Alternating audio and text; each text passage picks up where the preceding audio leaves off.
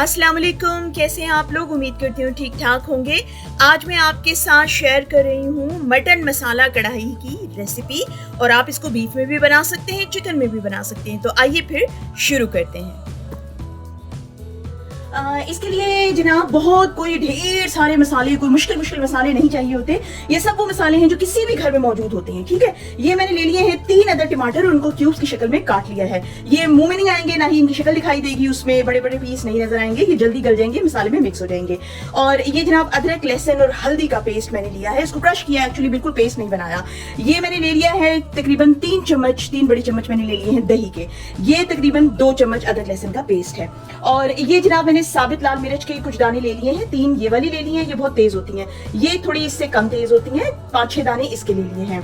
और ये जनाब धनिया है, सूखा धनिया, इसको इनके साथ में क्रश करूंगी, सारा पीस लूंगी अच्छी तरह से। ये 1 चम्मच लिया है और आधा चम्मच चिली पाउडर है और आधा चम्मच जो है वो पापड़ी का पाउडर है, उससे रंग अच्छा आएगा।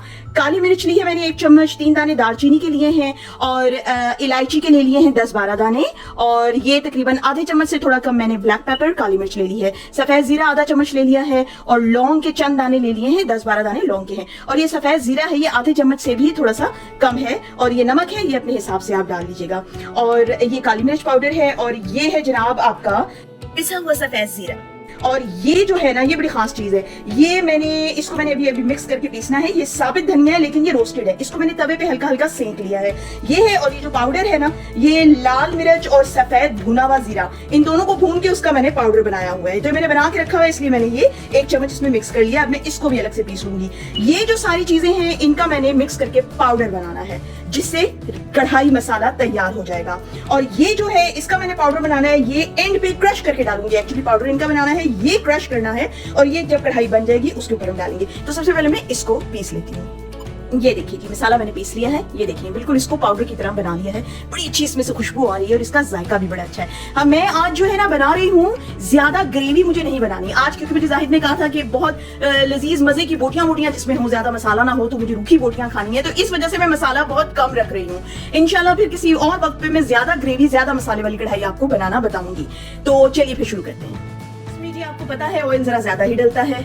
इसमें मैंने तकरीबन 3 टेबल स्पून ऑयल डाल दिया है।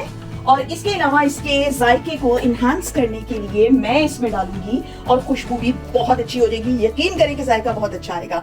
असली घी, बिस्मिल्लाहिर्रहमानिर्रहीम, 2 चम्मच असली घी के जाएंगे। ये जी अदरक लहसुन का पेस्ट डाल दिया। लहसुन जो है वो अच्छी तरह से भुन गया है, बड़ी अच्छी इसकी खुशबू आ रही है। और इस मौके पे जो है आपने इसमें, ये मैं मटन बना रही हूँ, आप बीफ मटन जो भी हो आपके पास, ये बिस्मिल्लाहिर्रहमानिर्रहीम 1 से 1.25 किलो तक, तकरीबन 1.5 किलो होगा ये मटन। और इसके अंदर जी अब इसको भूनना है।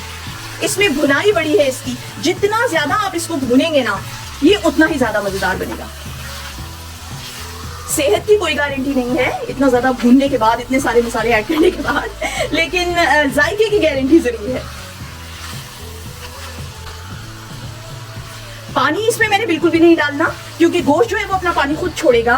और तेज आंच पे आपने इसको भूनना है, ताकि पानी जो है वो ज्यादा जमा ना हो। इसको हमने क्योंकि भुना बनाना है। कि जी गोश्त अच्छी तरह से भुन गया है। अब ये मौका है कि इसके ऊपर मैंने जो मसाला पीसा था, कढ़ाई का मसाला, वो इसके ऊपर डालना है।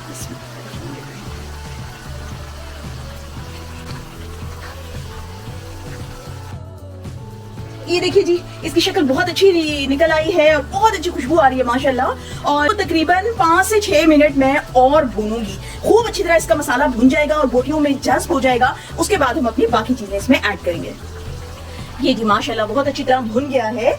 और वैसे कोशिश कीजिएगा कि जो जो मसाले मैंने बताए हैं, इसमें डाले हैं, आप वही मसाले इसमें ऐड करें, तो यकीन जानिए कि खुशबू बहुत अच्छी आएगी। रेसिपी सेम उसी तरह से बनेगी, यही शक्ल निकल के आएगी। दूसरी बात मैं आपको बताऊं, कढ़ाइयाँ जो है ना, उसमें भी आप बहुत सारी वेरिएशंस दे सकते हैं। हर किस्म की कढ़ाई बनती है। वो जो असल में जो गोश्त बनता था ना, वो शनवारी गोश्त और वो नमकीन गोश्त, उसमें ये होता है कि उसमें सिर्फ और सिर्फ बस नमक, काली काली मिर्च और चर्बी के साथ गोश्त वो भून के तैयार हो जाता है, उसको घी में या उसी चर्बी में जो है वो बन के रेडी हो जाता है। उसका एक अपना अलग जायका है। और वो ये जो चीज़ है ना, ये ज़्यादातर आई है अरब से, सेंट्रल एशिया से, और वहाँ से फिर मुगलों में गई तो मुगलों ने इसमें अपनी और चीज़ें ऐड कर दी, और फिर वहाँ से पाकिस्तान में आई तो यहाँ पे कुछ लोगों ने और चीज़ें ऐड कर दी। स्पेशली लाहौर वाले जो है वो इसमें प्याज पीस कर डालते हैं।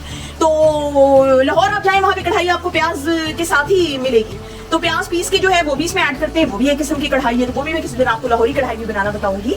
लेकिन जो असली डिश होती है वो सिर्फ काली मिर्च और नमक में और चर्बी में और गोश्त में बनती है, और बड़ा ही उसका लजीज जायका होता है। वो भी मैं आपको बना के दिखाऊंगी, और जो अभी बना रही हूँ इसका जायका भी बहुत आला है माशाल्लाह। जी जनाब, मसाला बहुत अच्छी तरह से इसका भुन गया है और तेल अलग हो रहा है। ये देखिए जी, माशाल्लाह माशाल्लाह, बहुत ही अच्छा मसाला इसका बना है। मसाला मैं आपको इसको दिखाऊं, ये देखिए जी, इसका माशाल्लाह बहुत अच्छा मसाला बना है। और अब टाइम हो गया जी इसके अंदर टमाटर ऐड करने का। टमाटर भी इसमें मैंने सिर्फ 3 लिए हैं, वरना टमाटर जो है वो काफी सारे डलते हैं कढ़ाई में। तो जैसा कि मैंने आपको बताया कि मैं बहुत ज्यादा मसालों वाली कढ़ाई नहीं बना रही है आज, तो इसलिए मैंने इसमें जस्ट 3 टमाटर डाले हैं। आपको पसंद है तो आप इसमें बेशक ज्यादा डाल लीजिएगा, लेकिन मैं आपको एक बात बताऊं, क्वांटिटी से बहुत फर्क पड़ता है, बहुत ज्यादा। क्वांटिटी से जायके में फर्क पड़ता है, और जो खाना है उसकी शक्ल में फर्क पड़ता है। तो इस चीज को बिल्कुल भी अंडर एस्टिमेट मत कीजिए क्वांटिटी से, और कितना टाइम भूनना है, कितना टाइम तलना है, इन सब चीजों से। एक्चुअली इसी का नाम खाना है। अब जी हमने क्या करना है, पानी देखने मैंने इसमें अभी तक नहीं डाला। अब मैं इसको ढक के रख दूंगी, तकरीबन कोई 15 मिनट के लिए मैं इसको रख दूंगी, जब तक गोश्त अच्छा खासा गल चुका होगा। ये देखिए जी, अब इसको 15 मिनट के बाद हम निकाल के देखेंगे कि इसकी कैसी शक्ल आती है। हाँ जी, ये देखें, टमाटर देखिए जी गल गए हैं बहुत अच्छी तरह से माशाल्लाह। देखिए हल्का हल्का सा इसका मसाला बना है, बहुत मजेदार शक्ल इसकी बड़ी अच्छी निकल आई है। अब इस मौके पर हम लोग इसमें डालेंगे दही।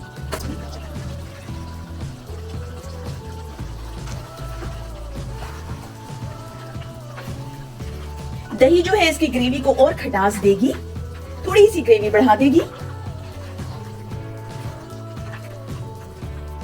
अब तकरीबन इसको मैं 5 मिनट और भूनूंगी तेज आंच पे। दही डालने के बाद मैंने इसको अच्छी तरह भून लिया है, माशाल्लाह बड़ी अच्छी खूबसूरत इसकी शक्ल आ गई है। और अब टाइम है, इसको जो है मैं हल्की आंच पे बिल्कुल 5 मिनट के लिए रखूंगी। आप चाहें अगर आपने इसकी ग्रेवी बनानी है और तो थोड़ा सा पानी डाल सकते हैं अपने मुताबिक। मैं इसमें पानी और नहीं डाल रही, पानी और क्या, मैंने बिल्कुल ही पानी नहीं डाला इसमें। देखिए ये गोश्त के अपने पानी में, टमाटर के पानी में जो है ये पका है, और दही डाली है तो ये हल्की हल्की ग्रेवी इसकी हो गई है, बहुत मजे की खुशबू आ रही है। अब जब मैं 5 मिनट के लिए इसको रखूंगी, और उसके बाद जो मैंने आपको दिखाया था, ये भुना हुआ जो है सफेद जीरा उसका पाउडर है, और साथ मैंने धनिया साबित जो है वो भून लिया है तवे के ऊपर। अब मैं इसको क्रश कर लूंगी मिक्स करके दोनों को साथ। ये देखिए जी, ये शक्ल इसकी होनी चाहिए बिल्कुल। ये मैंने क्रश किया है, इसको बिल्कुल पाउडर नहीं बनाया। और जब बिल्कुल रेडी हो जाएगा गोश्त, तो फिर उसके ऊपर इसको मैं स्प्रिंकल करूंगी। बहुत प्यारा जायका आएगा, बिल्कुल बाजार में जैसी कढ़ाई आप खाते हैं ना, इसका बिल्कुल वैसे जायका आएगा। देखिए जनाब माशाल्लाह ये तैयार हो गया है। इसका मसाला देखिए, मिनिमम सा मैंने इसका मसाला बनाया है, और गोश्त भी गल गया है, बहुत अच्छी शक्ल निकली है माशाल्लाह माशाल्लाह माशाल्लाह इसकी।